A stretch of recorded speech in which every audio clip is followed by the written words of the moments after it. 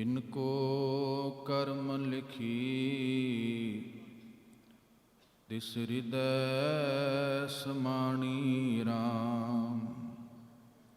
अकथ कहानी तिन्नी जानी जिस आप प्रभ कृपा करे। अमर थिया फिर ना मुआ कल कलेशा दुख हरे। हर शरण पाई तज न जाई प्रभ प्रीत मन तन भाणी। बिनवंत नानक सदा गाइए पवित्र अमृत बाणी। बाणी गुरु, गुरु है बाणी विच बाणी अमृत सारे। ऐसे दीन दयाल सतगुरु धन धन साहिब श्री गुरु ग्रंथ साहिब जी, जिन्हां दे पावन पवित्र संपूर्णता दिवस जो धन धन श्री गुरु गोबिंद सिंह साहिब सतगुरु जी ने भाई साहब भाई मनी सिंह जी कोलों धन गुरु तेग बहादुर साहब जी की पावन बाणी आदि श्री गुरु ग्रंथ साहब जी के अंदर दर्ज कराई। तो जिस नूं आपां संपूर्णता दिवस के रूप के अंदर मनाउने आ, आप संगतां नूं लख लख वधाई होए। आओ आपां कुछ इतिहासक तौर ते किहड़े तत्थ ने जिथों ये दिहाड़ा साडे मनाउण विच साडे सिख इतिहास के अंदर दर्ज होए है। सो सब तो पहला प्यार सहित फतेह दी असीस बख्शो। वाहिगुरु जी का खालसा वाहिगुरु जी की फतेह। सवाल आया है कि संपूर्णता दिवस गुरु ते सदा ही पूर्ण है।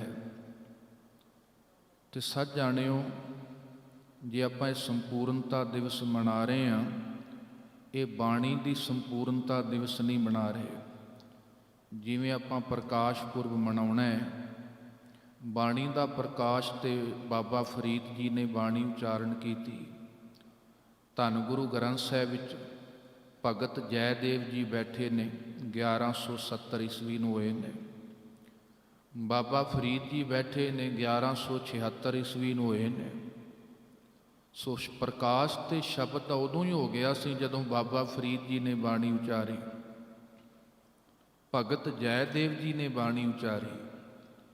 सो बाणी का प्रकाश नहीं, गुरु ग्रंथ साहिब जी का आपां प्रकाश पुरब मनाउने हैं।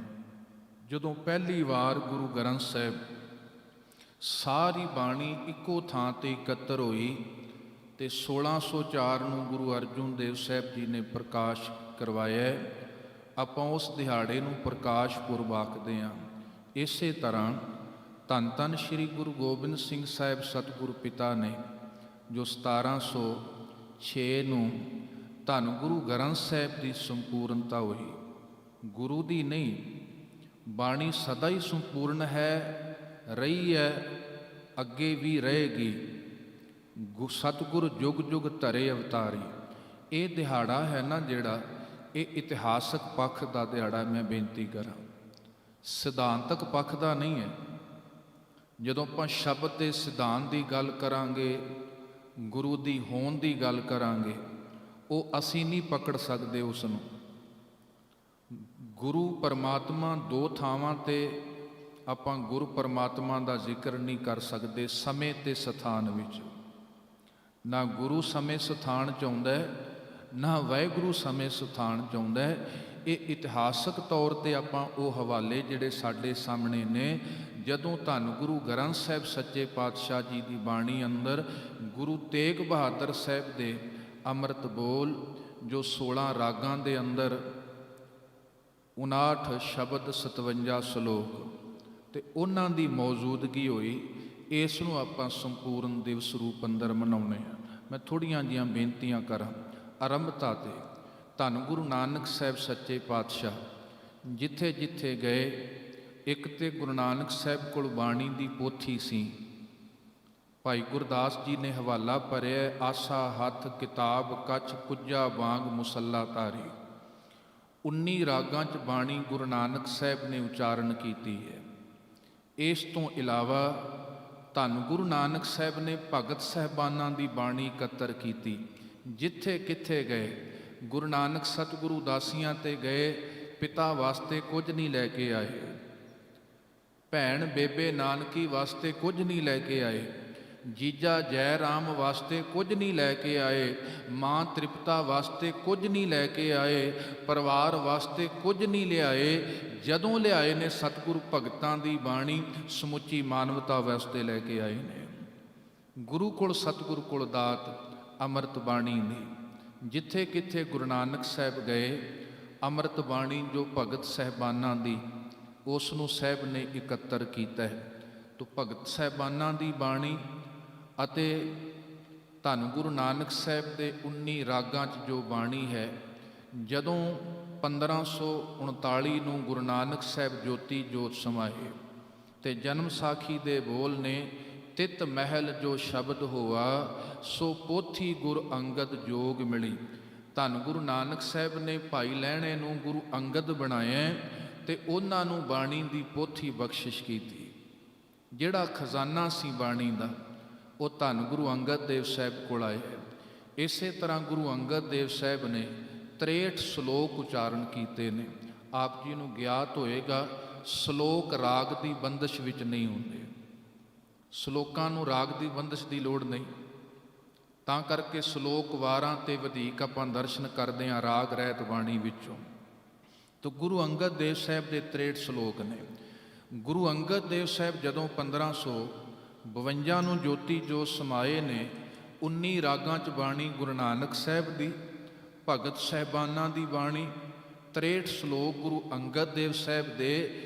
ਇਹ ਬਾਣੀ ਦੀ ਦਾਤ ਗੁਰੂ ਅਮਰਦਾਸ ਸਾਹਿਬ ਨੂੰ ਬਖਸ਼ੀ। ਧੰਨ ਗੁਰੂ ਅਮਰਦਾਸ ਸਾਹਿਬ ਸੱਚੇ ਪਾਤਸ਼ਾਹ ਨੇ ਧੰਨ ਗੁਰੂ ਨਾਨਕ ਸਾਹਿਬ ਜੀ ਦੇ 19 ਰਾਗਾਂ 'ਚੋਂ 17 ਰਾਗਾਂ 'ਚ ਬਾਣੀ ਉਚਾਰਨ ਕੀਤੀ। ਤੇ ਤੁਸੀਂ ਹੋਰ ਵੇਖੋ, ਗੁਰੂ ਅਮਰਦਾਸ ਸਾਹਿਬ ਜੀ ਦੇ ਸਮੇਂ ਤੱਕ ਬਾਣੀ ਦੀ ਨਕਲ ਦੇ ਵਿੱਚ ਹੋਰ ਕਵਿਤਾਵਾਂ ਵੀ ਸਾਹਮਣੇ ਆ ਚੁੱਕੀਆਂ ਸਨ। ਤਾਂ ਕਰਕੇ ਗੁਰੂ ਅਮਰਦਾਸ ਸਾਹਿਬ ਜੀ ਦੀ ਬਾਣੀ 'ਚੋਂ ਇਹ ਹਵਾਲਾ ਮਿਲਦਾ ਹੈ, ਜਿੱਥੇ ਸਤਿਗੁਰੂ ਨੇ ਸਿੱਖਾਂ ਨੂੰ ਸੁਚੇਤ ਕੀਤਾ, ਸਿੱਖੋ ਜਦੋਂ ਪੜ੍ਹਿਓ, ਜਦੋਂ ਸੁਣਿਓ, ਸੱਚੀ ਧੁਰ ਕੀ ਬਾਣੀ ਨੂੰ ਪੜ੍ਹਿਓ, ਇਹ ਗੱਲ ਕਦੇ ਨਾ ਭੁੱਲਿਓ, ਸਤਿਗੁਰ ਬਿਨਾਂ ਹੋਰ ਕੱਚੀ ਹੈ ਬਾਣੀ। ਬਾਣੀ ਤਾਂ ਕੱਚੀ, ਸਤਿਗੁਰ ਬਾਝੋਂ ਹੋਰ ਕੱਚੀ ਬਾਣੀ। ਕਹਿੰਦੇ ਕੱਚੇ ਸੁਣਦੇ ਕੱਚੇ, ਕੱਚੀ ਆਖ ਵਖਾਣੀ। ਇਸ ਬਾਣੀ ਦੇ ਹਵਾਲੇ ਤੋਂ ਪਤਾ ਲੱਗਦਾ ਹੈ ਗੁਰੂ ਅਮਰਦਾਸ ਸਾਹਿਬ ਜੀ ਦੇ ਸਮੇਂ ਤੱਕ ਬਾਣੀ ਦੇ ਬਰਾਬਰ ਬੜੀ ਕੱਚੀ ਬਾਣੀ ਲਿਖੀ ਜਾਣ ਲੱਗ ਪਈ। ਤੇ ਧੰਨ ਗੁਰੂ ਅਮਰਦਾਸ ਸਾਹਿਬ 1574 ਨੂੰ ਜੋਤੀ ਜੋਤ ਸਮਾਏ। ਇਹ ਬਾਣੀ ਦਾ ਖਜ਼ਾਨਾ ਗੁਰੂ ਰਾਮਦਾਸ ਸਾਹਿਬ ਨੂੰ ਬਖਸ਼ਿਸ਼ ਕਰ ਦਿੱਤਾ। ਤੇ ਧੰਨ ਗੁਰੂ ਰਾਮਦਾਸ ਸਾਹਿਬ ਸੱਚੇ ਪਾਤਸ਼ਾਹ ਨੇ ਗੁਰੂ ਨਾਨਕ ਸਾਹਿਬ ਜੀ ਦੇ 19 ਰਾਗ ਤੇ ਨਾਲ ਹੋਰ 11 ਰਾਗ, 30 ਰਾਗਾਂ 'ਚ ਬਾਣੀ ਗੁਰੂ ਰਾਮਦਾਸ ਸਾਹਿਬ ਨੇ ਉਚਾਰਨ ਕੀਤੀ ਹੈ। ਤੇ ਧੰਨ ਧੰਨ ਗੁਰੂ ਰਾਮਦਾਸ ਸਾਹਿਬ ਜਦੋਂ ਜੋਤੀ ਜੋਤ ਸਮਾਏ ਨਾ 1581 ਨੂੰ, ਸਾਹਿਬ ਨੇ ਇਹ ਦਾਤ ਧੰਨ ਗੁਰੂ ਅਰਜੁਨ ਦੇਵ ਸਾਹਿਬ ਨੂੰ ਬਖਸ਼ੀ।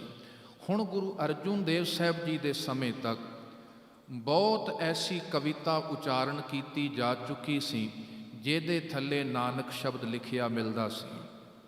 ਇਤਿਹਾਸ ਦੇ ਹਵਾਲੇ ਦੱਸਦੇ ਨੇ, ਬਾਬਾ ਪਿਰਥੀ ਚੰਦ ਦਾ ਪੁੱਤਰ ਮਿਹਰਬਾਨ, ਤੇ ਉਹ ਇਤਿਹਾਸ ਵਿੱਚ ਜ਼ਿਕਰ ਆਉਂਦਾ ਹੈ, ਮਿਹਰਬਾਨ ਪੁੱਤਰ ਪਿਰਥੀਏ ਕਾ ਤਿਨ ਵੀ ਬਾਣੀ ਬਹੁਤ ਅਲਾਈ, ਭੋਗ ਨਾਨਕ ਸ਼ਬਦ ਕੋ ਪਾਈ। ਬੜਾ ਵਿਦਵਾਨ ਸੀ ਮਿਹਰਬਾਨ, ਅਰਬੀ ਫਾਰਸੀ ਦਾ ਗਿਆਤਾ ਸੀ ਇਹ। ਇਹਨੇ ਬਹੁਤ ਸਾਰੀ ਕਵਿਤਾ ਉਚਾਰਨ ਕੀਤੀ, ਥੱਲੇ ਨਾਨਕ ਸ਼ਬਦ ਲਿਖ ਦਿੰਦਾ ਹੈ। ਹੁਣ ਗੁਰੂ ਅਰਜੁਨ ਦੇਵ ਸਾਹਿਬ ਜੀ ਦੇ ਸਮੇਂ ਤੱਕ ਜਦੋਂ ਅੰਮ੍ਰਿਤ ਬਾਣੀ ਦੇ ਬਰਾਬਰ ਹੋਰ ਕਈ ਪੋਥੀਆਂ, ਕਈ ਕਵਿਤਾਵਾਂ ਹੋਂਦ ਵਿੱਚ ਆਈਆਂ, ਉੱਥੇ ਫਿਰ ਗੁਰੂ ਅਰਜੁਨ ਦੇਵ ਸਾਹਿਬ ਨੇ ਜਿਹੜੇ ਗੁਰੂ ਰਾਮਦਾਸ ਸਾਹਿਬ ਜੀ ਵਾਲੇ 30 ਰਾਗ ਉਹਨਾਂ ਰਾਗਾਂ 'ਚ ਗੁਰੂ ਅਰਜਨ ਦੇਵ ਸਾਹਿਬ ਜੀ ਨੇ ਬਾਣੀ ਉਚਾਰਨ ਕੀਤੀ। ਤੇ ਮੇਰੇ ਸਾਹਿਬ ਨੇ ਇੱਕ ਦਿਨ ਬਚਨ ਆਖਿਆ ਸੀ, ਭਾਈ ਗੁਰਦਾਸ ਗੁਰਬਾਣੀ ਜੁਦਾ ਕਰੀਏ। ਜਿਵੇਂ ਤੁਸੀਂ ਬੈਠੇ ਹੋ ਨਾ, ਸੰਗਤ ਸਾਹਮਣੇ ਬੈਠੀ ਹੈ, ਤੋ ਸੰਗਤ ਜਦੋਂ ਵੀ ਆਉਂਦੀ ਸੀ ਦੂਰ ਦਰੇਡੇ ਤੋਂ ਸੰਗਤ ਜੋਟੀਆਂ 'ਚ ਬਾਣੀ ਪੜ੍ਹਦੀ ਆਉਂਦੀ ਸੀ। ਤੋ ਜਦੋਂ ਸੰਗਤ ਬਾਣੀ ਪੜ੍ਹਦੀ ਆਈ, ਗੁਰੂ ਅਰਜਨ ਦੇਵ ਜੀ ਇੱਕਦਮ ਉੱਠੇ ਆਪਣੇ ਆਸਣ ਤੋਂ ਤੇ ਕਿਹਾ, ਇਹਨਾਂ ਨੂੰ ਆਖੋ ਤੁਰੰਤ ਬੋਲ ਬੰਦ ਕਰ ਦੇਣ। ਸਿੱਖ ਹੈਰਾਨ ਹੋਏ, ਸਤਿਗੁਰ ਐਸਾ ਕਿਉਂ? ਸਾਹਿਬ ਕਹਿੰਦੇ ਜਿਹੜਾ ਇਹ ਗਾ ਰਹੇ ਆ ਨਾ, ਇਹ ਨਾਨਕ ਦੀ ਬਾਣੀ ਨਹੀਂ ਹੈ, ਇਹ ਧੁਰ ਕੀ ਬਾਣੀ ਨਹੀਂ ਹੈ, ਇਹ ਸੱਚੀ ਬਾਣੀ ਨਹੀਂ ਹੈ, ਇਹ ਖਸਮ ਕੀ ਬਾਣੀ ਨਹੀਂ ਹੈ, ਇਹ ਵਾਹ ਵਾਹ ਬਾਣੀ ਨਿਰੰਕਾਰ ਨਹੀਂ ਹੈ। ਤੇ ਸਿੱਖਾਂ ਨੇ ਕਿਹਾ, ਸਤਿਗੁਰੂ ਤੁਹਾਨੂੰ ਤੇ ਪਤਾ ਲੱਗ ਗਿਆ, ਆਮ ਸਿੱਖਾਂ ਨੂੰ ਕਿੱਦਾਂ ਪਤਾ ਲੱਗੇਗਾ? ਉੱਥੇ ਫਿਰ ਗੁਰੂ ਅਰਜਨ ਦੇਵ ਸਾਹਿਬ ਜੀ ਨੇ, ਭਾਈ ਗੁਰਦਾਸ ਗੁਰਬਾਣੀ ਜੁਦਾ ਕਰੀਏ, ਮੀਣੇ ਪਾਉਂਦੇ ਨੇ ਰਲਾ, ਇਹ ਰਲਾ ਨਾ ਵਿੱਚ ਤਰੀਏ। ਤੇ ਗੁਰੂ ਅਰਜਨ ਦੇਵ ਸਾਹਿਬ ਜੀ ਨੇ ਭਾਈ ਗੁਰਦਾਸ ਜੀ ਨੂੰ ਨਾਂ ਲਿਆ। ਭਾਈ ਬੰਨੋ ਜੀ ਦਾ ਜ਼ਿਕਰ ਆਉਂਦਾ ਹੈ, ਭਾਈ ਅੱਡਣ ਸ਼ਾਹ ਦਾ ਜ਼ਿਕਰ ਆਉਂਦਾ ਹੈ। ਭਾਈ ਅੱਡਣ ਸ਼ਾਹ ਜੀ ਨੇ ਸ਼ਾਹੀ ਦਾ ਪ੍ਰਬੰਧ ਕੀਤਾ ਹੈ। ਤੇ ਭਾਈ ਬੰਨੋ ਜੀ ਕਸ਼ਮੀਰ ਤੋਂ ਕਾਗਜ਼ ਲੈ ਕੇ ਆਏ, ਬੜਾ ਸੋਹਣਾ ਕਾਗਜ਼ ਸੀ ਕਸ਼ਮੀਰ ਦਾ ਉਹਨਾਂ ਵਕਤਾਂ 'ਚ। ਦੋ ਥਾਵਾਂ ਸਨ ਸਾਡੇ ਇਸ ਇਲਾਕੇ ਅੰਦਰ, ਇੱਕ ਸਹਾਰਨਪੁਰ, ਇੱਕ ਕਸ਼ਮੀਰ। ਦੋ ਥਾਵਾਂ ਦਾ ਕਾਗਜ਼ ਮਸ਼ਹੂਰ ਸੀ। ਤੋ ਸਾਹਿਬ ਨੇ ਕਸ਼ਮੀਰ ਤੋਂ ਕਾਗਜ਼ ਮੰਗਾਇਆ, ਧੰਨ ਗੁਰੂ ਅਰਜਨ ਦੇਵ ਸਾਹਿਬ ਨੇ, ਤੇ ਹੁਕਮਨਾਮੇ ਭੇਜੇ, ਜਿੱਥੇ ਜਿੱਥੇ ਬਾਣੀ ਦੀਆਂ ਪੋਥੀਆਂ ਸਨ ਇਕੱਤਰ ਕੀਤੀਆਂ। ਸ਼੍ਰੀਲੰਕਾ ਦੀ ਧਰਤੀ ਤੋਂ ਇੱਕ ਪੋਥੀ ਆਈ ਸੀ, ਉਹਦਾ ਨਾਮ ਹੈ ਪ੍ਰਾਣ ਸੰਗਲੀ, ਕਿਉਂਕਿ ਗੁਰੂ ਨਾਨਕ ਸਤਿਗੁਰ ਉੱਥੇ ਗਏ ਸਨ। ਤੇ ਜਦੋਂ ਸਾਹਿਬ ਨੇ ਉਹਨੂੰ ਘੋਖਿਆ, ਜਦੋਂ ਪੜਚੋਲਿਆ, ਤੇ ਸਾਹਿਬ ਨੇ ਕਿਹਾ, ਸਿੱਖੋ ਇਸ ਪੋਥੀ ਨੂੰ ਜਾ ਕੇ ਬਿਆਸ ਦਰਿਆ 'ਚ ਰੁੜ ਦਿੱਤਾ ਜਾਏ, ਕਿਉਂਕਿ ਇਹਦੇ 'ਚ ਗੁਰੂ ਨਾਨਕ ਦਾ ਨਾਮ ਤੇ ਵਰਤਿਆ, ਪਰ ਇਹ ਬਾਣੀ ਗੁਰੂ ਨਾਨਕ ਦੇਵ ਜੀ ਦੀ ਨਹੀਂ। ਉਹ ਗੱਲ ਵੱਖਰੀ ਹੈ। ਸਾਡੇ ਸਾਹਿਤ ਵਿੱਚ ਪ੍ਰਾਣ ਸੰਗਲੀ ਪੋਥੀ ਅੱਜ ਵੀ ਮਿਲਦੀ ਹੈ, ਜਿਹਨੂੰ ਧੰਨ ਗੁਰੂ ਅਰਜਨ ਦੇਵ ਸਾਹਿਬ ਜੀ ਨੇ ਪਾਣੀ ਵਿੱਚ ਵਹਾ ਦਿੱਤਾ ਸੀ ਵੀ ਇਹਦੀ ਕੋਈ ਨਕਲ ਨਾ ਬਣ ਸਕੇ, ਕਿਉਂਕਿ ਸੱਚੀ ਬਾਣੀ ਦੀ ਨਕਲ ਜਿਹਦੇ 'ਚ ਕੀਤੀ ਹੈ ਗੁਰੂ ਪ੍ਰਵਾਨ ਨਹੀਂ ਕਰਦਾ। ਤੇ ਅਸਥਾਨ ਹੈ ਗੁਰਦੁਆਰਾ ਰਾਮਸਰ ਸਾਹਿਬ। 5 ਸਰੋਵਰ ਨੇ ਸ੍ਰੀ ਅੰਮ੍ਰਿਤਸਰ ਸਾਹਿਬ ਜੀ ਦੀ ਧਰਤੀ ਤੇ। ਸਭ ਤੋਂ ਪਹਿਲਾ ਸਰੋਵਰ ਸੰਤੋਖਸਰ ਗੁਰੂ ਰਾਮਦਾਸ ਸਾਹਿਬ ਨੇ ਪਟਵਾਇਆ। ਦੂਸਰਾ ਸਰੋਵਰ ਅੰਮ੍ਰਿਤ ਸਰੋਵਰ, ਜਿਹਨੂੰ ਆਪਾਂ ਰਾਮਦਾਸ ਸਰੋਵਰ ਆਖਦੇ ਹਾਂ, ਇਹ ਵੀ ਗੁਰੂ ਰਾਮਦਾਸ ਸਾਹਿਬ ਜੀ ਨੇ ਪਟਵਾਇਆ। ਤੀਸਰਾ ਸਰੋਵਰ ਹੈ ਰਾਮਸਰ, ਇਹ ਗੁਰੂ ਅਰਜਨ ਦੇਵ ਸਾਹਿਬ ਜੀ, ਜਿੱਥੇ ਸਤਿਗੁਰ ਨੇ ਪਾਵਨ ਸਰੂਪ ਲਿਖਵਾਇਆ ਭਾਈ ਗੁਰਦਾਸ ਜੀ ਦੇ ਕੋਲੋਂ। ਭਾਈ ਅੱਡਣ ਸ਼ਾਹ, ਭਾਈ ਬੰਨੋ ਜੀ, ਭਾਈ ਸੁਖ ਜੀ, ਭਾਈ ਪੈੜਾ ਜੀ, ਕਈ ਸਿੱਖਾਂ ਦਾ ਜ਼ਿਕਰ ਆਉਂਦਾ ਹੈ ਜਿਹੜੇ ਸਹਾਇਕ ਦੇ ਤੌਰ ਤੇ ਸੇਵਾ ਕਰਦੇ ਰਹੇ। ਤੇ ਸਥਾਨ ਕਿਹੜਾ? ਰਾਮਸਰ ਸਾਹਿਬ। ਇਹ ਤੀਸਰਾ ਸਰੋਵਰ ਹੈ ਸ੍ਰੀ ਅੰਮ੍ਰਿਤਸਰ ਸਾਹਿਬ। ਅੱਗੇ ਜਿਹੜੇ 2 ਸਰੋਵਰ ਨੇ, ਇੱਕ ਬਬੇਕ ਸਰੋਵਰ ਹੈ, ਜਿਹਨੂੰ ਆਪਾਂ ਬਬੇਕਸਰ ਕਹਿੰਦੇ। ਇੱਥੇ ਗੁਰੂ ਹਰਗੋਬਿੰਦ ਸਾਹਿਬ ਸੰਗਤਾਂ ਦੇ ਨਾਲ ਵਿਚਾਰ ਕਰਿਆ ਕਰਦੇ ਸਨ, ਤਾਂ ਕਰਕੇ ਉਹਦਾ ਨਾਮ ਹੈ ਬਬੇਕਸਰ। ਤੇ 5ਵਾਂ ਸਰੋਵਰ ਹੈ ਕੌਲਸਰ, ਜੋ ਬੀਬੀ ਕੌਲਾਂ ਦੇ ਨਾਲ ਸੰਬੰਧਿਤ ਹੈ। ਖੈਰ, ਤੇ ਰਾਮਸਰ ਦਾ ਉਹ ਪਾਵਨ ਸਥਾਨ, ਕਿਉਂਕਿ ਗੁਰੂ ਸਤਿਗੁਰ ਨੇ ਵੇਖਿਆ, ਕਿਉਂਕਿ ਜਦੋਂ ਬਾਣੀ ਲਿਖਣੀ ਹੈ ਉਸ ਸਮੇਂ ਮਾਹੌਲ ਵੀ ਐਸਾ ਚਾਹੀਦਾ ਹੈ, ਬਹੁਤੀ ਗਰਮੀ ਨਾ ਹੋਏ, ਕਿਉਂਕਿ ਹੱਥ ਨਾਲ ਬਾਣੀ ਲਿਖਣੀ ਹੈ, ਹੱਥ ਨੂੰ ਪਸੀਨਾ ਆ ਗਿਆ, ਅੱਖਰਾਂ ਦੀ ਬਣਾਵਟ ਬਦਲ ਜਾਏਗੀ। ਸਥਾਨ ਵੀ ਐਸਾ ਚਾਹੀਦਾ ਸੀ, ਬਹੁਤੀ ਗਰਮੀ ਨਹੀਂ, ਬਹੁਤੀ ਸਰਦੀ ਨਾ ਹੋਏ। 4 ਸਾਲ ਲੱਗੇ ਸਨ ਗੁਰੂ ਧੰਨ ਗੁਰੂ ਅਰਜਨ ਦੇਵ ਸਾਹਿਬ ਜੀ ਨੂੰ। ਕਿੱਡੀ ਘਾਲਣਾ ਹੈ ਮੇਰੇ ਸਾਹਿਬ ਸਤਿਗੁਰੂ ਦੀ। ਤੇ ਬਹੁਤੀ ਸਰਦੀ ਵੀ ਨਾ ਹੋਏ, ਸਰਦੀ 'ਚ ਹੱਥ ਠਰ ਗਿਆ ਤਾਂ ਵੀ ਅੱਖਰਾਂ ਦੀ ਸ਼ੇਪ ਵੀ ਬਦਲ ਜਾਣੀ ਹੈ ਤੇ ਸਰੂਪ ਵੀ ਉਹ ਨਹੀਂ ਰਹਿਣਾ। ਖਾਸ ਸਤਿਗੁਰ ਨੇ ਹਦਾਇਤ ਕੀਤੀ, ਕਸ਼ਮੀਰ ਤੋਂ ਕਾਗਜ਼ ਲਿਆਂਦਾ ਹੈ, ਭਾਈ ਅੱਡਣ ਸ਼ਾਹ ਜੀ ਨੇ ਸ਼ਾਹੀ ਦਾ ਪ੍ਰਬੰਧ ਕੀਤਾ। ਬੜੇ ਸੋਹਣੇ ਰੂਪ ਅੰਦਰ ਉਹ ਸ਼ਾਹੀ ਤਿਆਰ ਕੀਤੀ। ਤੇ ਭਾਈ ਗੁਰਦਾਸ ਜੀ ਕੋਲੋਂ ਮੈਂ ਬੇਨਤੀ ਤਾਂ ਕਰਕੇ ਕੀਤੀ, ਸੰਪੂਰਨਤਾ ਦਿਵਸ ਮਨਾ ਰਹੇ ਹਾਂ, ਇਹ ਪਹਿਲੀ ਲਿਖਾਈ ਹੈ ਜਿਹੜੀ ਗੁਰੂ ਅਰਜਨ ਦੇਵ ਸਾਹਿਬ ਨੇ, ਪਹਿਲੇ ਲਿਖਾਰੀ ਨੇ ਭਾਈ ਸਾਹਿਬ ਭਾਈ ਗੁਰਦਾਸ ਜੀ।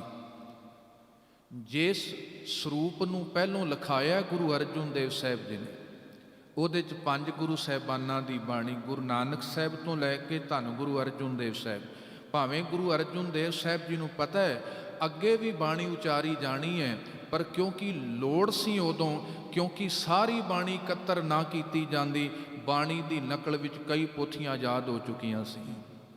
ਉਹ ਬੜਾ ਜ਼ਰੂਰੀ ਵਕਤ ਸੀ ਤੇ ਗੁਰੂ ਅਰਜਨ ਦੇਵ ਸਾਹਿਬ ਜੀ ਨੇ ਬਾਣੀ ਲਿਖਾਈ ਹੈ। ਦਰਸ਼ਨ ਤੁਸੀਂ ਕਰਦੇ ਹੋ, ਪਹਿਲੇ ਅੰਗ ਤੋਂ ਲੈ ਕੇ 13 ਅੰਗ ਤੱਕ, ਪਹਿਲੋਂ ਜਪਜੀ ਸਾਹਿਬ, ਫਿਰ ਸੋਦਰ, ਫਿਰ ਸੋ ਪੁਰਖ, ਫਿਰ ਸੋਹਿਲਾ ਸਾਹਿਬ, ਅੱਗੋਂ ਫਿਰ ਰਾਗ ਸ਼ੁਰੂ ਹੁੰਦਾ ਹੈ ਸ਼੍ਰੀ ਰਾਗ। ਸ਼੍ਰੀ ਰਾਗ ਤੋਂ ਪ੍ਰਭਾਤੀ ਰਾਗ ਤੱਕ 30 ਰਾਗਾਂ 'ਚ ਬਾਣੀ ਸਤਿਗੁਰ ਨੇ ਭਾਈ ਗੁਰਦਾਸ ਜੀ ਕੋਲੋਂ ਲਿਖਾਈ ਹੈ। ਇਸ ਤੋਂ ਇਲਾਵਾ ਫਿਰ ਆਪਾਂ ਵੇਖਦੇ ਹਾਂ ਸ਼ਲੋਕ ਸਹਿਸਕ੍ਰਿਤੀ ਹੈ, ਗਾਥਾ ਹੈ, ਫੁਨਵੇਂ ਹੈ, ਚੌਬਲੇ ਨੇ। ਫਿਰ ਅੱਗੇ ਆਪਾਂ ਸਵਈਆਂ ਦੇ ਦਰਸ਼ਨ ਕਰਦੇ ਹਾਂ, ਫਿਰ ਅੱਗੇ ਆਪਾਂ ਸ਼ਲੋਕ ਵਾਰਾਂ ਤੇ ਵਧੀਕ ਦੇ ਦਰਸ਼ਨ ਕਰਦੇ ਹਾਂ। ਇਸ ਰੂਪ ਦੇ ਅੰਦਰ ਸਾਰੀ ਬਾਣੀ ਭਾਈ ਗੁਰਦਾਸ ਜੀ ਕੋਲੋਂ ਲਿਖਾਈ ਹੈ, ਇੱਕ ਬਿਲਕੁਲ ਤਰਤੀਬ ਦੇ ਨਾਲ। ਪਹਿਲੋਂ ਬਾਣੀ ਗੁਰੂ ਨਾਨਕ ਸਾਹਿਬ ਦੀ ਆਉਂਦੀ ਹੈ, ਫਿਰ ਗੁਰੂ ਅਮਰਦਾਸ ਸਾਹਿਬ ਜੀ ਦੀ ਆਉਂਦੀ, ਕਿਉਂਕਿ ਗੁਰੂ ਅੰਗਦ ਦੇਵ ਸਾਹਿਬ ਦੇ ਸ਼ਲੋਕ ਨੇ, ਫਿਰ ਗੁਰੂ ਰਾਮਦਾਸ ਸਾਹਿਬ, ਫਿਰ ਧੰਨ ਗੁਰੂ ਅਰਜਨ ਦੇਵ ਸਾਹਿਬ, ਫਿਰ ਆਪਾਂ ਅੱਗੇ ਜਾ ਕੇ ਵੇਖਾਂਗੇ ਗੁਰੂ ਗੋਬਿੰਦ ਸਿੰਘ ਸਾਹਿਬ ਨੇ ਕਿਰਪਾ ਕੀਤੀ, ਗੁਰੂ ਤੇਗ ਬਹਾਦਰ ਸਾਹਿਬ ਦੀ ਬਾਣੀ, ਫਿਰ ਅੱਗੇ ਅਸ਼ਟਪਦੀਆਂ ਆਉਣਗੀਆਂ, ਵਾਰਾਂ ਆਉਣਗੀਆਂ, ਫਿਰ ਭਗਤਾਂ ਦੀ ਬਾਣੀ। ਇਸ ਰੂਪ ਦੇ ਅੰਦਰ ਧੰਨ ਗੁਰੂ ਅਰਜਨ ਦੇਵ ਸਾਹਿਬ ਨੇ 4 ਸਾਲ ਲੱਗੇ ਸਨ, 1600 ਤੋਂ ਲੈ ਕੇ 1604 ਤੱਕ।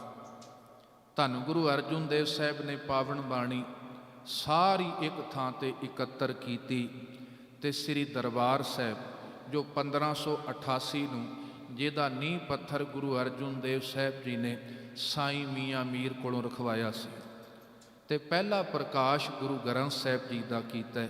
ਬਾਣੀ ਦਾ ਨਹੀਂ, ਮੈਂ ਪਹਿਲਾਂ ਬੇਨਤੀ ਕੀਤੀ ਹੈ। ਇਹ ਸਾਰੇ ਦਿਹਾੜੇ ਇਤਿਹਾਸ ਨਾਲ ਸੰਬੰਧਿਤ ਨੇ, ਗੁਰੂ ਸਿਧਾਂਤ ਨਾਲ ਨਹੀਂ, ਗੁਰੂ ਦੀ ਹੋਂਦ ਨਾਲ ਸੰਬੰਧਿਤ ਨਹੀਂ ਹੈ। ਗੁਰੂ ਦੀ ਹੋਂਦ ਸਦੀਵੀ ਤੌਰ ਤੇ ਰਹਿੰਦੀ ਹੈ, ਰਹੇਗੀ ਇਸੇ ਰੂਪ ਅੰਦਰ। ਗੁਰੂ ਕਦੇ ਵੀ ਸਮੇਂ ਸਥਾਨ 'ਚ ਨਹੀਂ ਆਉਂਦਾ।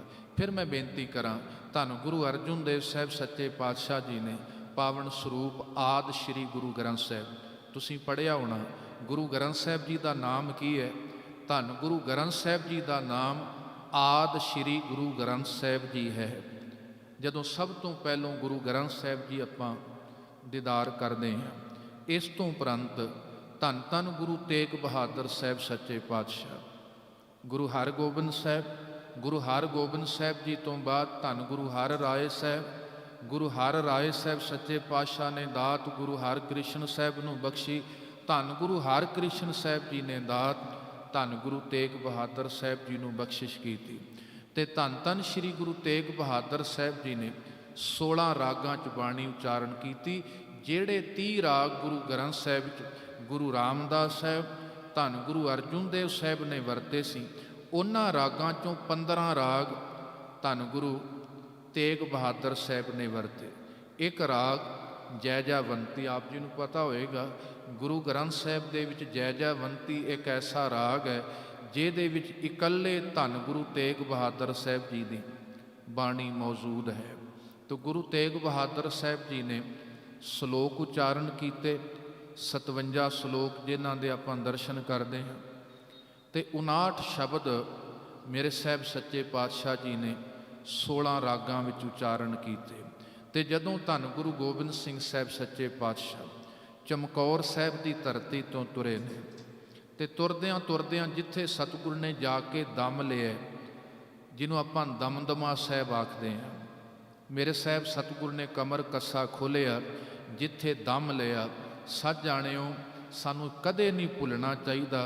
धन गुरु गोबिंद सिंह साहब सच्चे पातशाह कोल वक्त नहीं सी पुत्रां दियां लाशां दा संस्कार कर सकदे, वक्त नहीं सी माँ गुजर कौर जी नूं मिल आउंदे, वक्त नहीं सी मेरे सच्चे पातशाह कोल परिवार नूं मिलदे, परिवार नूं सांभदे। पर सच जाणिओ इन्ने रुझेविआं च धन गुरु गोबिंद सिंह साहब ने बाणी वास्ते वक्त जरूर कढे है। दमदमा साहब की पावन धरती ते जिथे मेरे सतगुरु विराजमान होए, तो धन धन गुरु अर्जुन देव साहब जी ने पावन स्वरूप जिहड़ा लिखाया सी, वो पावन स्वरूप भावें धीर मलियां ने उदों दिता नहीं सी, कहन लगे नहीं ये साडी दात है। उदों फिर साहब दूजे लिखारी भाई साहब भाई मनी सिंह जी ਧੰਨ ਗੁਰੂ ਗੋਬਿੰਦ ਸਿੰਘ ਸਾਹਿਬ ਸੱਚੇ ਪਾਤਸ਼ਾਹ ਨੇ ਭਾਈ ਮਨੀ ਸਿੰਘ ਜੀ ਕੋਲੋਂ ਇਹ ਸੇਵਾ ਲਈ। ਸਹਾਇਕ ਹੋਏ ਨੇ ਭਾਈ ਸਾਹਿਬ ਭਾਈ ਬਾਬਾ ਦੀਪ ਸਿੰਘ ਜੀ ਸ਼ਹੀਦ, ਨਾਲ ਸਹਾਇਕ ਹੋਏ ਤੋਂ ਦਮਦਮਾ ਸਾਹਿਬ ਦੀ ਪਾਵਨ ਧਰਤੀ ਤੇ ਧੰਨ ਗੁਰੂ ਗੋਬਿੰਦ ਸਿੰਘ ਸਾਹਿਬ ਨੇ ਪਾਵਨ ਸਰੂਪ ਲਿਖਾਇਆ, ਆਪ ਬਾਣੀ ਉਚਾਰਨ ਕੀਤੀ। ਇੱਕ ਇੱਕ ਅੱਖਰ ਗੁਰੂ ਕੋਲੋਂ ਸੁਣਿਆ ਤੇ ਆਪਣੇ ਹੱਥਾਂ ਦੇ ਨਾਲ ਭਾਈ ਸਾਹਿਬ ਭਾਈ ਮਨੀ ਸਿੰਘ ਜੀ ਨੇ ਲਿਖਿਆ ਹੈ। ਤੇ ਨਾਲ ਦੀ ਨਾਲ ਇਤਿਹਾਸ ਦੱਸਦਾ ਹੈ, ਮੇਰੇ ਸਾਹਿਬ ਸਤਿਗੁਰੂ ਬਾਣੀ ਦੀ ਵਿਆਖਿਆ ਵੀ ਕਰਦੇ ਨੇ, ਬਾਣੀ ਦੀ ਵਿਚਾਰ ਵੀ ਕਰਦੇ ਨੇ, ਤਾਂ ਜੋ ਸਿੱਖ ਕਦੇ ਨਾ ਭੁੱਲ ਜਾਏ। ਆ ਜਪਜੀ ਸਾਹਿਬ ਦੇ ਵੀ ਤੁਸੀਂ ਦਰਸ਼ਨ ਕਰਿਓ, ਇੱਕ ਵਾਰ ਨਹੀਂ, ਦੋ ਵਾਰ ਨਹੀਂ, 3 ਵਾਰ ਨਹੀਂ, 10 ਵਾਰ ਨਹੀਂ, 17 ਵਾਰ ਗੁਰੂ ਨਾਨਕ ਸਾਹਿਬ ਨੇ ਵਿਚਾਰ ਸ਼ਬਦ ਦੀ ਵਰਤੋਂ ਕੀਤੀ ਹੈ। ਸੱਚ ਜਾਣਿਓ, ਮੇਰੇ ਗੁਰਦੇਵ ਕਹਿੰਦੇ ਸਿੱਖੋ, ਆ ਖਜ਼ਾਨਾ ਹੈ ਜ਼ਰੂਰ, ਇਹ ਵਿਚਾਰ ਦੇ ਨਾਲ ਇਹਦੇ ਚੋਂ ਬਹੁਤ ਵੱਡੀ ਨਾਮ ਦੀ ਦਾਤ ਜੀਵਨ 'ਚ ਵਰਤ ਸਕਦੀ ਹੈ। ਸਿੱਖ ਵਿਚਾਰ ਜ਼ਰੂਰ ਕਰੇ। ਅੱਜ ਸਵੇਰੇ ਵਿਦਵਾਨ ਪੁਰਸ਼ ਕਹਿ ਰਹੇ ਸਨ ਸੈਮੀਨਾਰ 'ਚ, ਕਦੇ ਵੀ ਬਾਣੀ 'ਚ ਸ਼ਬਦ ਨਹੀਂ ਆਇਆ ਅਰਥ ਕਰੋ ਬਾਣੀ ਦੇ। ਅਰਥ ਇੱਕ ਬਾਹਰੀ ਕਿਰਿਆ ਹੋ ਸਕਦੀ ਹੈ, ਅਰਥ ਇੱਕ ਬੋਧਕ ਤਲ ਦੀ ਵਿਚਾਰ ਹੋ ਸਕਦੀ, ਸਟੀਕ ਤੋਂ ਪੜ੍ਹ ਲਏ ਤੇ ਕਰ ਦਿੱਤੇ, ਪਰ ਬਾਰ-ਬਾਰ ਬਾਣੀ 'ਚ ਆਉਂਦਾ ਸ਼ਬਦ ਨੂੰ ਵਿਚਾਰੋ। ਤੇ ਗੁਰੂ ਨੇ ਵੀ ਬਚਨ ਕਹਿ ਦਿੱਤੇ, ਸਤਿਗੁਰ ਨੂੰ ਸਭ ਕੋ ਵੇਖਦਾ, ਜੇਤਾ ਜਗਤ ਸੰਸਾਰ, ਡਿੱਠੇ ਮੁਕਤ ਨਾ ਹੋਵੇ, ਜਿਚਰ ਸ਼ਬਦ ਨਾ ਕਰੇ ਵਿਚਾਰ। ਵਿਚਾਰ ਦਾ ਸੰਬੰਧ ਕਿਰਦਾਰ ਨਾਲ ਹੈ, ਅਨੁਭਵ ਦੇ ਨਾਲ ਹੈ, ਜੀਵਨ ਦੇ ਨਾਲ ਹੈ। ਜਦੋਂ ਸਤਿਗੁਰ ਵਿਚਾਰ ਦੀ ਗੱਲ ਕਰਦੇ ਨੇ, ਉਦੋਂ ਸਿੱਖ ਦਾ ਜੀਵਨ ਉੱਥੋਂ ਬਾਣੀ ਵਾਲੇ ਕਿਰਦਾਰ ਦੀ ਗਾਮੀ ਸਤਿਗੁਰ ਜੀ ਭਰਦੇ ਨੇ। ਤੇ ਗੁਰੂ ਗੋਬਿੰਦ ਸਿੰਘ ਸਾਹਿਬ ਸੱਚੇ ਪਾਤਸ਼ਾਹ ਨੇ ਬਾਣੀ ਦੀ ਵਿਚਾਰ ਵੀ ਕੀਤੀ ਹੈ। ਤੋ ਸਤਿਗੁਰ ਨੇ ਧੰਨ ਗੁਰੂ ਤੇਗ ਬਹਾਦਰ ਸਾਹਿਬ ਜੀ ਦੀ ਬਾਣੀ ਗੁਰੂ ਗ੍ਰੰਥ ਸਾਹਿਬ ਜੀ ਵਿੱਚ ਦਰਜ ਕੀਤੀ ਹੈ। ਤੇ ਬੜੀ ਮਾਣ ਦੀ ਗੱਲ ਹੈ ਸੱਚ ਜਾਣੇ। ਤੁਸੀਂ ਵੇਖੋ, ਹਰੇਕ ਧਰਮ ਦੇ ਕੋਲ ਆਪਣਾ ਸਤਿਕਾਰਯੋਗ ਗ੍ਰੰਥ ਹੈ, ਕਈਆਂ ਕੋਲ ਇੱਕ ਨਹੀਂ ਕਈ ਨੇ। ਪਹਿਲੀ ਗੱਲ ਬੜੀ ਮਾਣ ਦੀ ਗੱਲ ਹੈ, ਗ੍ਰੰਥ ਬੜੇ ਹੋਣਗੇ, ਗੁਰੂ ਗ੍ਰੰਥ ਸਾਹਿਬ ਸੱਚੇ ਪਾਤਸ਼ਾਹ ਹੀ ਕੋਈ ਨੇ। ਗ੍ਰੰਥਾਂ ਨੂੰ ਗੁਰੂ ਦੀ ਪਦਵੀ ਨਹੀਂ ਕਿਸੇ ਨੇ ਦਿੱਤੀ। ਗੁਰੂ ਨਾਨਕ ਸਾਹਿਬ ਜੀ ਦੇ ਸਮੇਂ ਤੋਂ ਬਾਣੀ ਨੂੰ ਗੁਰੂ ਦੀ ਪਦਵੀ ਦਿੱਤੀ ਗਈ ਹੈ, ਬਾਣੀ ਨੂੰ ਸਿਰਮੌਰ ਰੱਖਿਆ ਗਿਆ। ਆ ਸਵਾਲ ਕੀਤਾ ਹੈ ਸਿੱਧਾਂ ਨੇ, ਕਵਣ ਮੂਲ, ਕਵਣ ਮਤ ਵੇਲਾ। ਮੂਲ ਦਾ ਅਰਥ ਹੁੰਦਾ ਹੈ ਰੂਟ। ਆ ਜੀਵਨ ਦਾ ਮੂਲ ਕੀ ਹੈ? ਕਵਣ ਮਤ ਵੇਲਾ, ਇਹਦੇ ਅਰਥ ਨੇ ਆ ਮਨੁੱਖੀ ਵੇਲਾ ਜਿਹੜਾ, ਕਿਹੜੀ ਸਿੱਖਿਆ ਲੈਣ ਦਾ ਵੇਲਾ ਹੈ। 2 ਸਵਾਲ ਕੀਤੇ, ਜੀਵਨ ਦਾ ਮੂਲ ਕੀ ਹੈ, ਮਨੁੱਖੀ ਜੀਵਨ 'ਚ ਕਿਹੜੀ ਸਿੱਖਿਆ ਲੈਣੀ ਚਾਹੀਦੀ ਹੈ। ਦੂਜਾ ਸਵਾਲ, ਤੀਜਾ ਸਵਾਲ ਕੀਤਾ, ਤੇਰਾ ਕਵਣ ਗੁਰੂ ਜਿਸ ਕਾ ਤੂੰ ਚੇਲਾ। ਤੇ ਸਾਹਿਬ ਨੇ ਆਖਿਆ ਪਵਨ ਆਰੰਭ। ਆ ਮੇਰੇ ਸਾਹਿਬ ਕਹਿਣ ਲੱਗੇ, ਸਭ ਤੋਂ ਪਹਿਲੋਂ ਜੀਵਨ ਦੀ ਆਰੰਭਤਾ ਪਵਨ 'ਚ ਹੁੰਦੀ ਹੈ। ਸਤਿਗੁਰ ਮਤ ਵੇਲਾ, ਸਾਡੇ ਜੀਵਨ ਦਾ ਮੂਲ ਹੈ ਪ੍ਰਾਣ। ਪਹਿਲੇ ਸਵਾਸ ਤੋਂ ਲੈ ਕੇ ਅਖੀਰ ਵਾਲਾ ਸਵਾਸ ਜ਼ਿੰਦਗੀ ਪ੍ਰਗਟ ਕਰਦਾ ਹੈ। ਤੇ ਇਸ ਜ਼ਿੰਦਗੀ ਦੇ ਅੰਦਰ ਸਤਿਗੁਰ ਮਤ ਵੇਲਾ, ਗੁਰੂ ਦੀ ਮਤ ਲੈਣ ਦਾ ਇਹ ਵੇਲਾ ਹੈ। ਤੇ ਸਾਹਿਬ ਕਹਿੰਦੇ ਸ਼ਬਦ ਗੁਰੂ ਸੁਰਤ ਧੁਨ ਚੇਲਾ। ਆ ਜਿਹੜੀ ਰੱਬੀ ਦਾਤ ਹੈ ਸ਼ਬਦ ਦੀ ਬਾਣੀ ਦੀ, ਇਹ ਗੁਰੂ ਹੈ, ਇਹਦਾ ਮੈਂ ਚੇਲਾ ਹਾਂ ਤੇ ਸੁਰਤ ਸਾਡੀ ਚੇਲਾ ਬਣ ਜਾਏ। ਤੋ ਗੁਰੂ ਨਾਨਕ ਸਾਹਿਬ ਜੀ ਦੇ ਸਮੇਂ ਤੋਂ ਹੀ ਸਰੀਰਾਂ ਨਾਲੋਂ ਗੁਰੂ ਹਟਾਇਆ, ਸਾਹਿਬ ਨੇ ਸ਼ਬਦ ਦੇ ਨਾਲ ਗੁਰੂ ਜੋੜਿਆ। ਬੜੇ ਸਮੇਂ ਤੋਂ, ਅੱਜ ਵੀ ਭੁਲੇਖਾ ਪੈਦਾ ਹੁੰਦਾ ਹੈ। ਤੇ ਗੁਰਮੁਖੋ, ਜਦੋਂ ਸਤਿਗੁਰ ਸ਼ਬਦ ਆਪਾਂ ਸੁਣਦੇ ਹਾਂ, ਸਤਿਗੁਰ ਸ਼ਬਦ ਸਰੀਰ ਨਾਲ ਜੋੜਿਆ ਹੀ ਨਹੀਂ ਜਾ ਸਕਦਾ। ਸਰੀਰ ਕਦੇ ਵੀ ਸਤ ਨਹੀਂ ਹੁੰਦਾ, ਯਾਦ ਰੱਖਿਓ। ਸਤ ਦਾ ਅਰਥ ਹੁੰਦਾ ਹੈ ਸਦੀਵੀ। ਸਰੀਰ ਕਦੇ ਵੀ ਕਿਸੇ ਦਾ ਸਤ ਨਹੀਂ ਹੋਇਆ, ਸ਼ਬਦ ਸਦੀਵੀ ਸਤ ਹੋ ਸਕਦਾ ਹੈ। ਸ਼ਬਦ ਕੋਲ ਇਹ ਕਲਾ ਹੈ, ਤਾਂ ਕਰਕੇ ਸਤਿਗੁਰ ਸ਼ਬਦ ਹੈ, ਸਰੀਰ ਦੇ ਨਾਲ ਨਹੀਂ, ਬਾਣੀ ਸ਼ਬਦ ਦੇ ਨਾਲ ਜੋੜਿਆ ਮੇਰੇ ਸਾਹਿਬ ਸੱਚੇ ਪਾਤਸ਼ਾਹ ਨੇ। ਤੇ ਬੜੀ ਵਡਿਆਈ ਹੈ, ਗ੍ਰੰਥ ਬੜੇ ਹੋਣਗੇ, ਪਰ ਧੰਨ ਗੁਰੂ ਗ੍ਰੰਥ ਸਾਹਿਬ ਜਿਨ੍ਹਾਂ ਦੇ ਨਾਲ ਗੁਰੂ ਸ਼ਬਦ ਸਤਿਗੁਰਾਂ ਨੇ ਜੋੜਿਆ। ਤੇ ਦੂਜੀ ਗੱਲ, ਬੜੇ ਗ੍ਰੰਥ ਲਿਖੇ ਬਹੁਤ ਪਹਿਲੋਂ ਗਏ। ਮਾਫ ਕਰਨਾ, ਜਦੋਂ ਆਪਾਂ ਉਹਨਾਂ ਦਾ, ਮੈਂ ਕਿਉਂਕਿ ਕੰਪੈਰੀਜ਼ਨ ਨਹੀਂ ਹੁੰਦਾ, ਕਿਸੇ ਧਰਮ ਨੂੰ ਆਪਾਂ ਨੀਵਾਂ ਨਹੀਂ ਦਿਖਾ ਸਕਦੇ, ਮੈਂ ਬੇਨਤੀ ਕਰਾਂ। ਪਰ ਜਦੋਂ ਆਪਾਂ ਕੁਝ ਤੱਥ ਵੇਖਣੇ ਹੋਏ, ਲਿਖੇ ਕਦੋਂ ਗਏ, ਉਚਾਰੇ ਕਦੋਂ ਗਏ। ਉਚਾਰਨ ਵਾਲੇ ਕਦੋਂ ਆਏ, ਲਿਖਣ ਵਾਲੇ ਕਦੋਂ ਲਿਖ ਗਏ। ਬੜਾ ਫਰਕ ਹੈ, ਸਾਲਾਂ ਦਾ ਫਰਕ ਹੈ। ਵੇਦਾਂ ਦਾ 3000 ਸਾਲ ਦਾ ਫਰਕ ਹੈ। 3000 ਸਾਲ ਬਾਅਦ ਪੰਜਾਬ ਦੇ ਰਿਸ਼ੀ ਵੇਦ ਵਿਆਸ ਨੇ, ਜਿਹਦੇ ਨਾਂ ਤੇ ਬਿਆਸ ਦਰਿਆ ਹੈ, ਉਹ ਵਿਆਸ ਰਿਸ਼ੀ ਸੀ, ਉਹਨੇ ਵੇਦ ਲਿਖੇ, ਤਾਂ ਕਰਕੇ ਨਾਂ ਵੇਦ ਵਿਆਸ ਪੈ ਗਏ। ਤੇ ਗੁਰਮੁਖੋ ਕਿੰਨੇ ਸਦੀਆਂ ਬਾਅਦ ਖੈਰ ਉਹ ਗ੍ਰੰਥ ਲਿਖੇ ਗਏ, ਪਰ ਮੇਰੇ ਸਾਹਿਬ ਸੱਚੇ ਪਾਤਸ਼ਾਹ ਨੇ ਕਿਰਪਾ ਕੀਤੀ, ਆਪਣੇ ਹੁੰਦਿਆਂ ਹੀ ਪਾਵਨ ਬਾਣੀ ਆਪਣੀ ਨਿਗਰਾਨੀ ਵਿੱਚ ਲਿਖੀ, ਆਪਣੀ ਨਿਗਰਾਨੀ ਵਿੱਚ ਲਿਖਾਉਣੀ ਕੀਤੀ ਹੈ, ਤਾਂ ਜੋ ਇਹ ਅੰਮ੍ਰਿਤ ਖਜ਼ਾਨੇ 'ਚ ਕਿਸੇ ਪ੍ਰਕਾਰ ਦੀ ਕੋਈ ਮਿਲਾਵਟ ਨਾ ਕੀਤੀ ਜਾ ਸਕੇ।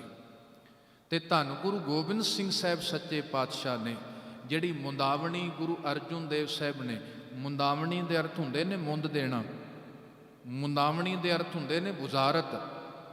ਤੇ ਮੁੰਦਾਵਣੀ ਸ਼ਬਦ ਆਪਾਂ ਪੁਰਾਤਨ ਜਦੋਂ ਸਰੋਤ ਵੇਖਦੇ ਹਾਂ, ਮੁੰਦਾਵਣੀ ਸ਼ਬਦ ਵਰਤਿਆ ਜਾਂਦਾ ਸੀ ਕਿਸੇ ਰਾਜੇ ਦਾ ਭੋਜਨ ਸੀ ਨਾ ਜਿਹੜਾ, ਜਦੋਂ ਤਿਆਰ ਕੀਤਾ ਜਾਂਦਾ ਸੀ ਉਹਨੂੰ ਮੁੰਦ ਦਿੱਤਾ ਜਾਂਦਾ ਸੀ, ਕੋਈ ਉਹਦੇ 'ਚ ਜ਼ਹਿਰ ਨਾ ਪਾ ਦੇ, ਕੋਈ ਉਹਦੇ 'ਚ ਮਿਲਾਵਟ ਨਾ ਕਰ ਸਕੇ, ਤੇ ਉਸ ਨੂੰ ਖੋਲ੍ਹਿਆ ਜਾਂਦਾ ਸੀ ਰਾਜੇ ਕੋਲ, ਕੋਈ ਦੂਜਾ ਨਹੀਂ ਸੀ ਖੋਲ੍ਹ ਸਕਦਾ। ਤੋ ਮੇਰੇ ਸਾਹਿਬ ਧੰਨ ਗੁਰੂ ਅਰਜਨ ਦੇਵ ਸਾਹਿਬ ਨੇ ਮੁੰਦਾਵਣੀ ਦੇ ਸਰਲੇਖ ਹੇਠ, ਮੁੰਦਾਵਣੀ ਮਹਿਲਾ ਪੰਜਵਾਂ, ਮੁੰਦਾਵਣੀ ਰਾਗ ਦਾ ਨਾਮ ਨਹੀਂ ਹੈ, ਮੁੰਦਾਵਣੀ ਉਸ ਸ਼ਬਦ ਦਾ ਨਾਮ ਹੈ, ਥਾਲ ਵਿੱਚ ਤਿੰਨ ਵਸਤੂ ਪਈ ਉਹ ਸਤ ਸੰਤੋਖ ਵਿਚਾਰੋ। ਇਹ ਮੁੰਦਾਵਣੀ ਫਿਰ ਗੁਰੂ ਗੋਬਿੰਦ ਸਿੰਘ ਸਾਹਿਬ ਨੇ ਖੋਲ੍ਹੀ, ਕਿਉਂਕਿ ਬਾਦਸ਼ਾਹ ਨੂੰ ਹੀ ਹੱਕ ਹੁੰਦਾ ਸੀ ਉਸ ਨੂੰ ਖੋਲ੍ਹਣ ਦਾ। ਤੇ ਇਹਦੇ ਵਿੱਚ ਗੁਰੂ ਤੇਗ ਬਹਾਦਰ ਸਾਹਿਬ ਦੇ ਬਚਨ ਦਰਜ ਕੀਤੇ, ਤੇ ਫਿਰ ਆਖਰ ਤੇ ਮੁੰਦਾਵਣੀ ਸ਼ਬਦ ਦਰਜ ਕਰ ਦਿੱਤੇ।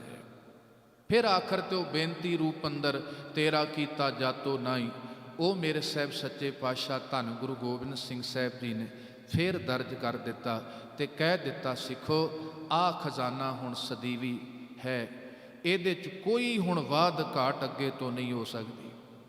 ਕੋਈ ਬਾਣੀ ਦੇ ਅੰਦਰ ਇੱਕ ਅੱਖਰ ਦਾ ਵੀ ਰਲਾ ਨਹੀਂ ਪਾ ਸਕਦਾ। ਜੋ ਬਾਣੀ ਦੀ ਤਰਤੀਬ ਹੈ, ਸਿਹਾਰੀਆਂ, ਔਂਕੜ ਨੇ, ਮੁਕਤੇ ਨੇ, ਉਹਨਾਂ ਤੋਂ ਪਤਾ ਲੱਗਦਾ ਹੈ ਗੁਰਬਾਣੀ 'ਚ ਹਾਂ ਕੁਝ ਪੁਰਾਤਨ ਸਰੂਪ ਮਿਲਦੇ ਨੇ।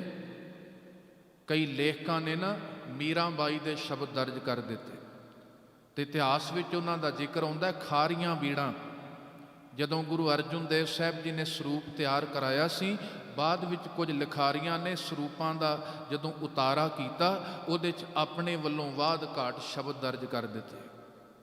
ਤੋ ਜਿਹੜੇ ਉਹ ਸ਼ਬਦ ਸੀ ਮੀਰਾਂ ਬਾਈ ਦੇ, ਹੋਰ ਮੇਰੇ ਸਾਹਿਬ ਨੇ ਕਿਹਾ ਆ ਖਾਰੀਆਂ ਬੀੜਾਂ ਨੇ, ਜਿਹਦੇ ਵਿੱਚ ਕਿਸੇ ਵੀ ਰੂਪ ਅੰਦਰ ਬਾਣੀ 'ਚ ਕੋਈ ਇੱਕ ਸ਼ਬਦ ਵੀ ਰਲਾਏਗਾ ਦੂਰ ਤੋਂ ਪਤਾ ਲੱਗ ਜਾਣਾ ਹੈ। ਤੋ ਧੰਨ ਗੁਰੂ ਗੋਬਿੰਦ ਸਿੰਘ ਸਾਹਿਬ ਸੱਚੇ ਪਾਤਸ਼ਾਹ ਨੇ ਇਹ ਸੰਪੂਰਨਤਾ ਕੀਤੀ। ਗੁਰੂ ਗ੍ਰੰਥ ਸਾਹਿਬ ਜੀ ਦੇ ਸਰੂਪ ਦੀ, ਬਾਣੀ ਦੇ ਰੂਪ ਦੀ ਨਹੀਂ ਮੈਂ ਬੇਨਤੀ ਕਰਾਂ। ਜਦੋਂ ਸ਼ਬਦ ਸਰੂਪ ਇੱਕੋ ਥਾਂ ਤੇ ਇਕੱਤਰ ਹੋ ਗਿਆ, ਤੇ ਮੇਰੇ ਸਾਹਿਬ ਸੱਚੇ ਪਾਤਸ਼ਾਹ ਧੰਨ ਗੁਰੂ ਗੋਬਿੰਦ ਸਿੰਘ ਸਾਹਿਬ ਸਤਿਗੁਰੂ ਪਿਤਾ ਨੇ ਇਹ ਮਹਾਨ ਦਾਤ ਖਾਲਸੇ ਪੰਥ ਨੂੰ ਧੰਨ ਗੁਰੂ ਗ੍ਰੰਥ ਸਾਹਿਬ ਜੀ ਦੀ ਤਾਬਿਆ ਬਿਠਾ ਦਿੱਤਾ। ਤੇ ਭਾਈ ਗੁਰਦਾਸ ਦਾ ਬੋਲ ਕਹਿ ਕੇ ਮੈਂ ਸਮਾਪਤੀ ਕਰਾਂ। ਭਾਈ ਸਾਹਿਬ ਜੀ ਕਹਿੰਦੇ, ਜੈਸੇ ਬਿਨ ਨੈਣ ਬਿਲੋਕੀਏ ਨਾ ਰੂਪ ਰੰਗ, ਸਰਵਣ ਬਿਹੂਣ ਰਾਗ ਨਾਦ ਨਾ ਸੁਨੀਜੀਐ, ਜੈਸੇ ਬਿਨ ਜਿਹਬਾ ਉਚਰੇ ਨਾ ਬਚਨ, ਅਰ ਨਾਸਕਾ ਬਿਹੂਣ ਬਾਸ ਬਾਸਨਾ ਨਾ ਲੀਜੀਐ, ਜੈਸੇ ਬਿਨ ਕਰ ਕਰ ਸਕੇ ਨਾ ਕਿਰਤ ਕਰਮ, ਚਰਨ ਬਿਹੂਣ ਭਉਨ ਗੌਨ ਕਤ ਕੀਜੀਐ, ਅਸਨ ਬਸਨ ਬਿਨ ਧੀਰਜ ਨਾ ਧਰੈ ਦੇ, ਬਿਨ ਗੁਰ ਸ਼ਬਦ ਨਾ ਪ੍ਰੇਮ ਰਸ ਪੀਜੀਐ। ਭਾਵ ਭਾਈ ਗੁਰਦਾਸ ਜੀ ਕਹਿੰਦੇ, ਸਿੱਖੋ ਅੱਖਾਂ ਤੋਂ ਬਿਨਾਂ ਵੇਖਣਾ ਔਖਾ ਹੈ, ਕੰਨਾਂ ਤੋਂ ਬਿਨਾਂ ਸੁਣਨਾ ਔਖਾ ਹੈ, ਨਾਸਕਾ ਤੋਂ ਬਿਨਾਂ ਸੁੰਘਣਾ ਔਖਾ ਹੈ, ਪੈਰਾਂ ਤੋਂ ਬਿਨਾਂ ਤੁਰਨਾ ਔਖਾ ਹੈ। ਇਸੇ ਤਰ੍ਹਾਂ ਯਾਦ ਰੱਖਿਓ, ਬਾਣੀ ਤੋਂ ਬਿਨਾਂ ਰੱਬ ਦੀ ਭਗਤੀ ਕਰਨੀ ਬਹੁਤ ਔਖੀ ਹੈ। ਰੱਬ ਦੀ ਭਗਤੀ ਦਾ ਰਸ ਲੈਣਾ ਹੈ, ਇਹ ਗੁਰੂ ਸ਼ਬਦ ਦਾ ਸਦਕਾ ਹੀ ਲਿਆ ਜਾ ਸਕਦਾ ਹੈ। ਸੋ ਮੇਰੇ ਸਾਹਿਬ ਸੱਚੇ ਪਾਤਸ਼ਾਹ ਨੇ ਮਹਾਨ ਦਾਤ ਸਾਨੂੰ ਬਖਸ਼ਿਸ਼ ਕੀਤੀ, ਜੋ ਅੱਜ ਆਪਾਂ ਇਹ ਸੰਪੂਰਨਤਾ ਦਿਵਸ ਮਨਾ ਰਹੇ ਹਾਂ। ਸਭਨਾਂ ਨੂੰ ਲੱਖ ਲੱਖ ਵਧਾਈ ਹੋਏ। ਇੰਨੀ ਕੁ ਬੇਨਤੀ ਪ੍ਰਵਾਨ ਕਰਨਾ ਜੀ। ਵਾਹਿਗੁਰੂ ਜੀ ਕਾ ਖਾਲਸਾ, ਵਾਹਿਗੁਰੂ ਜੀ ਕੀ ਫਤਿਹ। ਵਾਹਿਗੁਰੂ ਜੀ ਕਾ ਖਾਲਸਾ, ਵਾਹਿਗੁਰੂ ਜੀ ਕੀ ਫਤਿਹ। ਆਈਆਂ ਸਰਬੱਤ ਸੰਗਤਾਂ ਨੂੰ ਜੁਗੋ ਜੁਗ ਟਲ ਧੰਨ ਧੰਨ ਸ਼੍ਰੀ ਗੁਰੂ ਗ੍ਰੰਥ ਸਾਹਿਬ ਜੀ ਦੇ ਸੰਪੂਰਨਤਾ ਦਿਵਸ ਦੀ ਲੱਖ ਲੱਖ ਵਧਾਈ ਹੋਵੇ। ਅੱਜ ਦਾ ਜੋ ਵਿਸ਼ੇਸ਼ ਪ੍ਰੋਗਰਾਮ ਆਪਾਂ ਲਿਖਿਆ ਉਸ ਵਿੱਚ ਹਾਜ਼ਰੀ ਭਰ ਰਹੇ ਸਨ ਗੁਰੂ ਘਰ ਦੇ ਹੈੱਡ ਗ੍ਰੰਥੀ ਸਾਹਿਬ ਗਿਆਨੀ ਜਸਵਿੰਦਰ ਸਿੰਘ ਜੀ। ਹੁਣ ਜੋ ਸਮਾਂ ਹੈ ਅੰਮ੍ਰਿਤ ਰਸ ਕੀਰਤਨ, ਜੋ ਤਕਰੀਬਨ ਆਪਾਂ ਮਹੀਨੇ ਦੇ ਅਖੀਰਲੇ ਐਤਵਾਰ ਵੈਸੇ ਵੀ ਆਪਣਾ ਪ੍ਰੋਗਰਾਮ ਹੁੰਦਾ ਹੈ, ਅੱਜ ਦਿਹਾੜੇ 'ਤੇ ਵਿਸ਼ੇਸ਼ ਇਹ ਪ੍ਰੋਗਰਾਮ ਲਿਖਿਆ ਗਿਆ ਹੈ।